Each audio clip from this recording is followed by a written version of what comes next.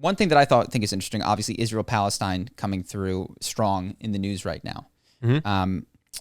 And so I was like, let me try to find a different angle than, Israel or Palestine, because I think that it's just so tribal. If you tell me someone's background or which way they voted, I can tell you how they feel about that particular conflict. Like if you tell me the religion and it is either Muslim or Jewish, I can tell you where they land. And if they I can just also predict. I think it's funny to me that people have strong opinions about this if they knew nothing about it 6 months ago, because this has been happening for a decade plus. Yeah. And so I think anyone who thinks that either party is if you think Hamas is completely innocent and that the Palestinian, no one on the Palestinian side has ever done anything wrong, then you're wrong. And if you think that Israel is completely innocent, has never done anything wrong, then you're wrong. Mm-hmm. And I see a lot of people online who I think had no opinion about this conflict, have a very strong opinion all of a sudden. And you don't know anything about what happened in 2005 or in 1998 that may have contributed to the situation we're in today. So that was my one takeaway. It's just like, and the other thing is people use photos. They're like, this is a photo of someone and they're distraught because they're mourning their child. It's like, you don't know where this photo's from, man. I've seen ABC News or CNN take a Kentucky gun range and claim it's Syria. Yeah, kids in cages, and then it's like, this could be a picture from Iraq after a U.S. drone killed a civilian, and you have no idea. So it's just a very interesting story to me to see people feel so strongly about it with so little information. Yeah. Well, I think so. As I was thinking about it, perhaps to me the most interesting question is like, why this conflict? So I went looking. Since 2000, do you have an estimate of how many people have been killed in the conflict? I do, because your brother told me this morning. Yeah, this is crazy. So it's between 10 and 20,000 people since the year 2000 have died on both sides, primarily Palestinians, have died in this conflict. There's a war called the Tigray War that's been going on since November of 2020 in Ethiopia, and 50,000 people have died. I have not heard mentioned the Tigray War. Yeah. I have no idea who's involved. I had to go to Wikipedia to get like basic stats on it. And the question becomes like, wait a second, why this one? It's certainly not the most catastrophic loss of human life. It's probably not even the longest lasting if I searched around the world. I think you're saying in 20 years it's had less people die than this war in Africa has had die in less than a year. Yes. Yes. And that's been true since 2000. There was always something like the second Congolese War, I think, is the deadliest war of the 22nd. Are we in the 21st or 22nd? 21st century. Yeah. And over 5 million people have died, depending on how you carve up the dates. Like, I think 10 million people if you combine the first and second Congolese wars, which really are the same thing. That's crazy. And the news never covers it. We know nothing about it. Covers it. I don't know a damn thing about it. Yeah. Hotel Rwanda made one thing about the Rwandan genocide back in the day. I think 60% of Rwandan men were killed. It's insane. So the question is, why this one? And I think one reasonable answer is that the U.S. sends a considerable sum of money to Israel. That's one, okay, so we're involved. But I don't hear that question even being asked. Like, why is our attention being directed here as opposed to anywhere else? And I don't necessarily have the answer, but I just know that if you think this is the trick or the trap that I find myself falling into, if you watch the news and you go, I'm not going to fall for that, I'm not going to fall for that, you're still falling for it because they're still directing your attention at a particular crisis and framing it in such a way such that if you pick either side, you're missing what I would say is the greater thing of like, why are we focusing our efforts and energies here as opposed to everywhere or anywhere else? So just interesting. I don't know why this one is so such a darling of the American people / the American news cycle, but it seems to be a perennial one that they perennially return to as soon as several hundred people die, which is of course a tragedy, but several hundred people die in conflicts constantly all over the world, and the vast majority of them never make it into the American news's consciousness. So, yeah, I'm just running through hypotheses. Like, one hypothesis would be it's because Israel's a U.S. ally, but I'm trying to think if there's an area where a U.S. ally has more deaths than this, and we hear very little about it. But the problem is, I don't know. Do you know what I'm saying? You got to go to Wikipedia, and this is what I did. I was like, this is what I did with when we were talking about cops. I was like, what kills most Americans? And cops aren't anywhere near the top. They're not on the list for all practical purposes. We talked about this. It's diet and heart disease. Most of the top ones are related to diet. And then when you get to healthy people, it's car accidents and suicide. Yes.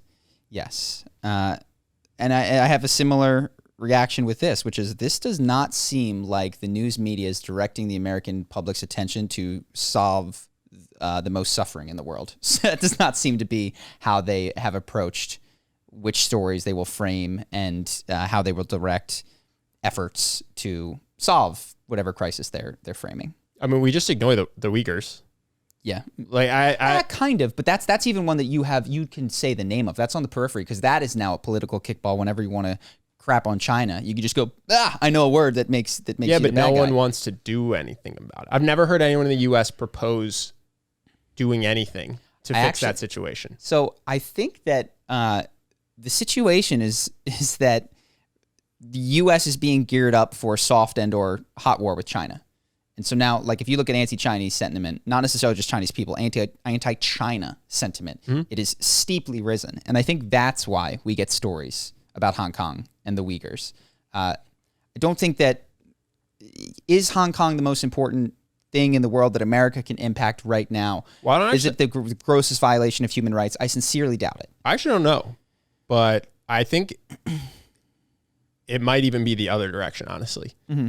I don't know what's happening with the Uyghurs, but it's a massive amount of people being held in camps. Mm-hmm. If it's Nazi-esque concentration camps, then we're actually severely downplaying it in terms of the news coverage. I don't know what's happening in those camps.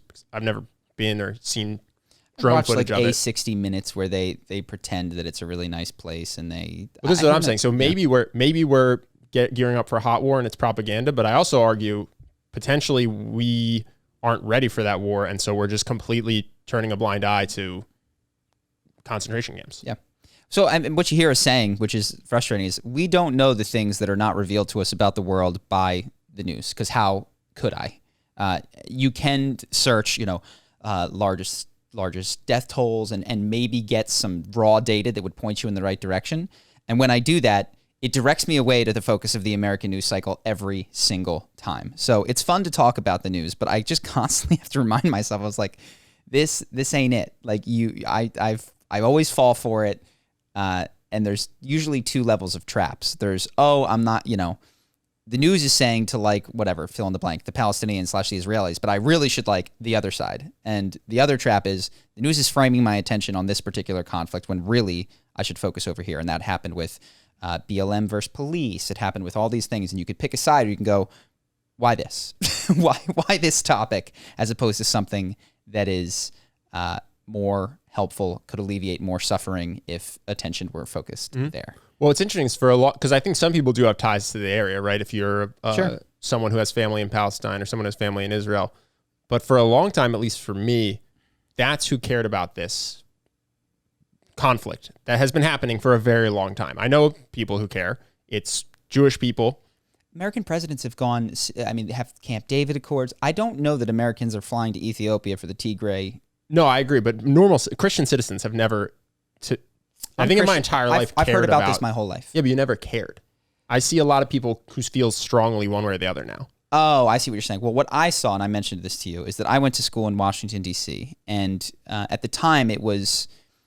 the prevailing American sentiment was, I would describe as, without understanding the conflict, pro-Israel. And now the sentiment, I would say, very is mildly pro-Israel. Where I was in Washington, D.C., with a bunch of young people, the difference was then it was pro-Palestine. And then I think those kids... You think it's pro-Palestine today, you're saying? I think those kids grew up, is what I'm saying. And I think the side that you fall onto, one, there's the obvious tribal affiliations that you get, whether you're Jewish or whether you're Muslim, and I think that's going to make it pretty obvious the direction that people will go. But there's also, it seems to be the progressive belief, which is, and some people, look, if you're out there and if you've studied this deeply, like, count yourself out of it. But if you're getting your information from social media posts and you hadn't heard of it until it popped up, I'm talking to you. You don't know what's going on there. And it is a tribal affiliation thing where now progressives are fiercely pro-Palestine and conservatives are fiercely pro-Israel. And it just seems to have devolved into tribal Yeah, strong it's like opinions. COVID again. Yeah, strong opinions without solid education that break down along tribal lines, and you go, well, this didn't have to happen, but here we go again with culture wars playing out in an area that they don't have to, but they do. Well, yeah, my thing is just most of the people who are super strongly in either camp couldn't even give you the chronology of what's happened. Mm-hmm. You know what I mean? Like all the people that are aggressively pro-Palestine couldn't tell you that in 2005, Israel ceded a bunch of land unilaterally as a good faith act. You know what I mean? And all the people who are pro-Israel couldn't tell you the time that Israel did something super fucked up. Mm-hmm. And that to me is the most interesting point. It's like you can't even write out what happened to then look at it and decide, okay, well, actually, like this side did 10 fucked up things and this one did 2 fucked up things. You just don't know. That's the most interesting thing to me is all these strong opinions based on something because you saw one photo. Yep. Oh, that's the other thing I wanted to bring up. This idea that people are like, oh yeah, well, I know a person who's there. Or, oh, well, I saw a photo of a grieving father. I could, if I had an agenda, get 20 guests on this podcast who were all Palestinian, who were super pro-Israel, who would tell you how fucked up Hamas is and how horrific. So we're Palestinians who are super pro-Israel. Yes. And I could go ba, ba, ba, ba, ba, and just overwhelm you with anecdotal interviews of anti-Hamas Palestinians who think the Israeli government is just trying to get peace. And then I could come in with 10 ex-Israeli soldiers or something who could tell you about travesties that they witnessed. And it would be the strongest, most compelling anecdotal evidence because I would just put them one after the other. Mm-hmm. But in either case, I'm just getting 20 people or 10 people out of a million potential interviewers. And to get them, all I'd have to do is screen out a couple hundred people who didn't say what I wanted them to say. So that's the other thing that I think is interesting is people are making these extremely emotionally strong, I'm pro this side, I'm for this side, based on one photo or 3 interviews, as if that's a good way to learn what's happening in an event that's so far away from you that you couldn't possibly know what's happening. Mm-hmm. You know what I'm saying? Yeah. I mean, and the other thing is, to what end? Like, okay, so there's going to be a handful of young Jewish Americans who join the Israeli Defense Force, and there's going to be a handful of, perhaps Arab Americans or even just others, that are non-Jewish affiliated and that go over and participate in peacekeeping activities or whatever. But the vast majority of people commenting and participating, what is that level of participation indicating? And I think it's this tribal social thing that you just have to affirm your allegiance to the in-group. And you do that by when the in-group blows in a particular direction, so do you. And that's how you... You also don't even hear the... While recognizing that it will never come to your doorstep, for the majority of people. But you also don't hear about the quiet dissenters either. Mm-hmm. Like when Black Lives Matter was happening in LA and people were posting black squares, there were Trump supporters who political beliefs wouldn't match their Instagram posts. Mm-hmm. But just to fit in with their friend group, they actually make public declarations about things they don't believe because it's more important to fit into the friend group than it is to represent yourself accurately. And I think that happens too. So you have all these progressives that are pro-Palestine, except for the progressives that aren't pro-Palestine but just keep their mouths shut because they don't want to get kicked out. And then you have all these other people that are pro-Israel, except for the ones that aren't, but they keep their mouths shut because they don't want to get kicked out. Like the primary thing is just to not get kicked out of your group. Well, that's, I think, a useful way. Like if you just could look at social media and have like a Gaussian blur on your vision such that you couldn't read the text and you just saw like, I'm blue team and like, I'm red team. And that would be a more useful way to view social media as opposed to claims about reality, which people, if pressed, I think would have to admit they have no basis for making. Don't even agree with what I'm saying. I'm saying what they're shouting is I'm blue team. Yeah. I don't agree with blue team though. I'm just shouting I'm blue team because my friends are blue team. No. Well, and I just want to keep my friends. And they agree.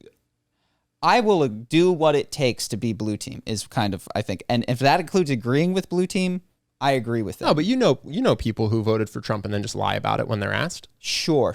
I guess they literally vote for Trump, and then when asked, they just lie. They go, "I didn't vote," or "I voted for Biden." Or, yeah. Like they just actually go out and try to make the world one. They make this guy the president and then lie about it to stick with their group. So they're shouting on blue team they're not. But with an action towards red team objectives. Yeah, I see what you're saying there. I mean, I'm reminded of, you having dated someone that was on the religious team and going to church all the time, but very early in the relationship made a decision to have premarital sex with you. And there was, that same sort of dynamic going on, which was constant discussion about being religious and being involved in that, and also constant going against a primary tenet of the religion, the doctrine as she understood it. Mm-hmm. And I think that all of this stuff seems very confusing, as if you go like, what do these people believe? What do they really think about the world? But when you go, oh, what these people are doing is they're signaling social allegiances and then getting away with what they can on the side, everything just kind of makes a bunch more sense. Yeah, I want to have premarital sex, but I don't want my family to potentially be mad at me. Yeah. So I'm going to keep being religious and just slowly do less of what actually makes someone religious. Mm-hmm. Without ever saying I'm not religious, without ever ever believing it, without ever believing. That's the efforts that our minds go to keep us safe on our teams. Is they're like, I'm not even going to let you be aware of the fact that you don't believe the tenets required to be part of this team, because you need to be part of this team, come hell or high water. So even when you're going to act against it, I'm going to convince you that it doesn't count or it doesn't matter, or that just like, we'll hide that in our subconscious. Survival and allegiances seem to be what drives all of this. And it actually just makes me calm down and go, oh, these are not a bunch of foreign policy experts on social media. These are just people that have friends that they need to affirm allegiances with. And, it also makes it increasingly the people that I like talking to the most and respect the most, the people that can hold one progressive opinion in one area and one conservative opinion in another area. Mm-hmm. And it just makes me increasingly unimpressed by the people who are just always down the fairway with what everybody else believes on every issue, despite the fact that they're so unrelated. Yeah. Yep. Hope that you guys enjoyed that clip. If you want to see more like this and have us do more podcasts, we are 100% funded by our generous patrons. And if you'd like to contribute, there's a link in the description, and we'll have one pop up on the screen right here so that we can do more podcasts where we have fun conversations and hopefully some deep ones like this. Either way, hope that you enjoyed the video, and I will see you in the next one.